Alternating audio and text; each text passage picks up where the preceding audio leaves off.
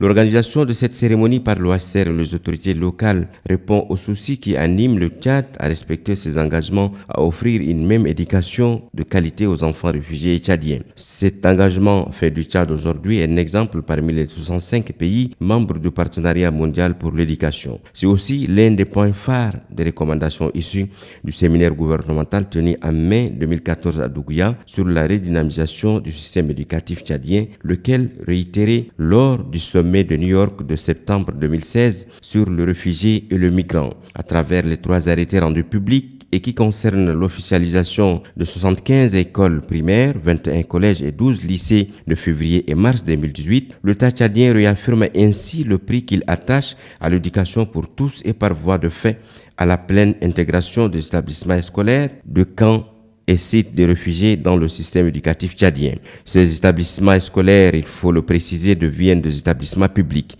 Il y a noté également que l'officialisation des établissements scolaires s'inscrit dans la dynamique de la pleine intégration de ces institutions dans le système éducatif tchadien.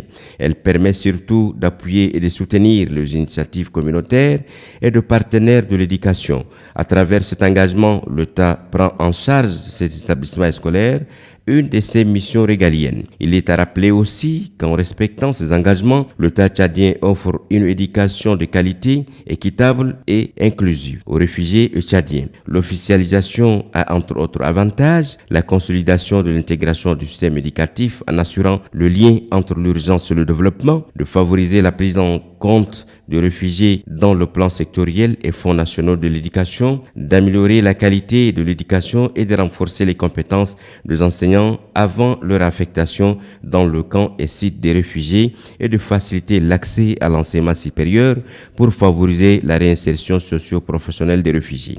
Le chef du bureau HCR de Guéreda, Aounta Rim Ouldabaye, s'était réjoui du respect des engagements par l'État tchadien.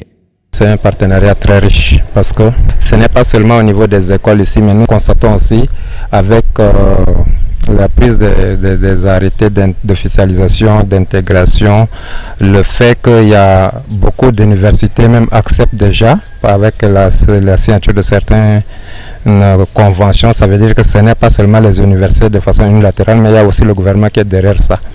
Le préfet du département de Dartama, Togo Yosko Sougou, a réitéré la volonté du gouvernement tchadien à œuvrer pour l'éducation et la réinsertion des réfugiés.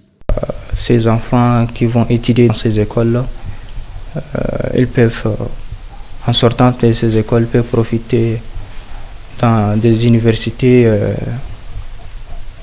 avoir des diplômes tchadiens. Devenus officiels, désormais publics, ces établissements dont le camp et site de réfugiés, la levée des couleurs nationales confirme cette volonté de l'État tchadien.